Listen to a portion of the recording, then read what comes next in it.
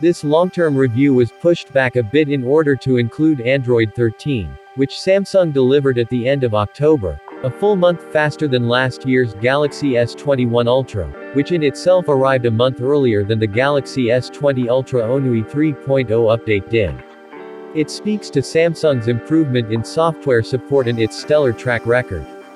The OneUI 5 update made the Galaxy S22 Ultra a different phone altogether. When the phone launched with Android 12, it was the most unresponsive flagship-tier phone around.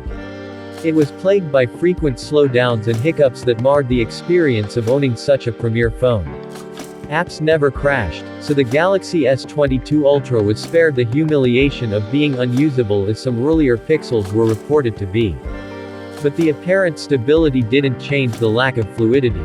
In comparison to devices like a current Xiaomi or a Pixel 6 or an iPhone 13 series phone, the Galaxy S22 Ultra's lack of smoothness was disconcerting.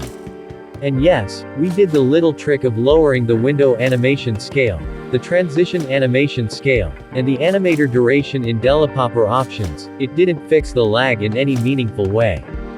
Fast forward to October, and the OneUI 5 update, and the Galaxy S22 Ultra has been transformed into one of the smoothest devices in its class.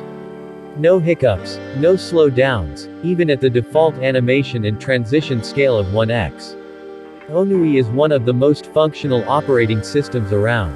It leverages a big screen better than anyone, and there are at least 3 ways to enter split-screen, multi-window, on the Galaxy S22 Ultra. You could do it through the recent apps screen and by tapping on the app icon. Alternatively, you can enable Samsung's Edge panels, which is a customizable drawer of apps and panels that you open with a swipe on the right edge of the phone. The beauty of this feature is that you can save your favorite multi-window combinations, Chrome and YouTube, Instagram and YouTube, Chrome and a calculator, etc. Then you open them with a quick tap. OneUI 5 also enabled a gesture to quickly open the split-screen mode from within any app by swiping from the bottom with 2 fingers. You'll need to enable the gesture from Settings, Advanced Features, Labs, and while there, enable the multi-window for all apps feature.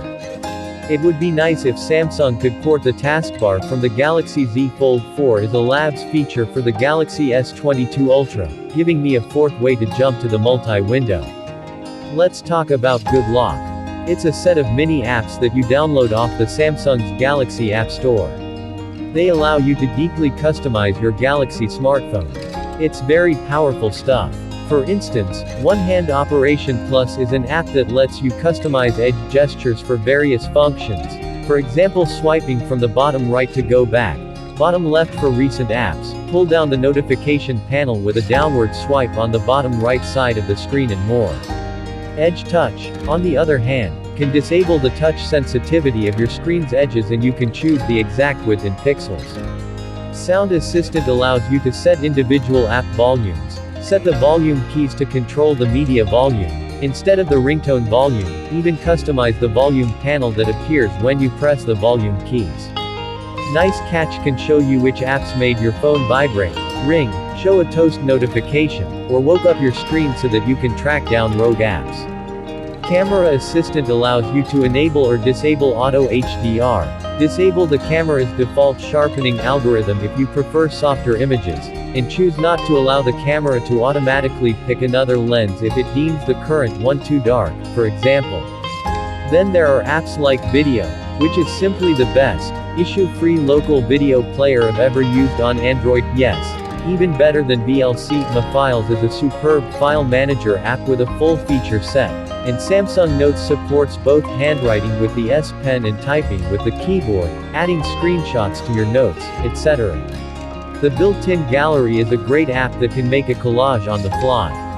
The Calendar S Planner of old has a much more informative interface than the Google Calendar. The phone app has irreplaceable swipe right to call and swipe left to message gestures, etc. The Secure Folder uses Samsung's Knox security framework to safeguard sensitive documents and files from prying apps. Finally, the Xpera app brings full control and DNG file support to all of the Galaxy S22 Ultra's cameras. Those files are then fully editable in Adobe's Lightroom suite. But more on that in the camera section. The Galaxy S22 Ultra has performed stable, despite the laggy Android 12 stint. It also rarely gets uncomfortably hot under normal use. I also feel confident that in a year's time, it will get Android 14 and will continue to receive monthly security updates for at least the next 2 years. The Galaxy S22 Ultra's 5000 mAh battery is good for around 15.5 hours of heavy use on reviews. Like the Galaxy S21 Ultra before it, the Galaxy S22 Ultra lets you enable or disable fast charging and fast wireless charging if you tend to charge the phone at night. On days with more streaming on YouTube, the video player or Netflix and HBO Max, the phone was good for 6 hours of screen on time and around 15.5 hours of use before the 15% battery warning. Days with more Waze navigation, web browsing or doom scrolling would see the 15% warning go off at around 4 hours of screen on time and 14.5 hours of use. In tourist mode, constantly using Google Maps to navigate to places on foot and using the cameras for hours on end, a backup external power pack is a must or it may not last well into the evening. On the off chance that you'd need to plug the phone to charge midday, the Galaxy S22 Ultra feels fast to charge.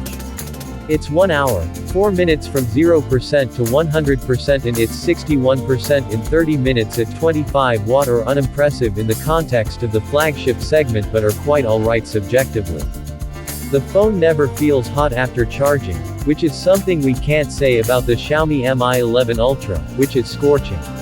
I expect a Snapdragon-powered Galaxy S22 Ultra to have an even better battery life, and I'm sure the Galaxy S23 Ultra will be a big improvement over this Exynos-powered S22 Ultra.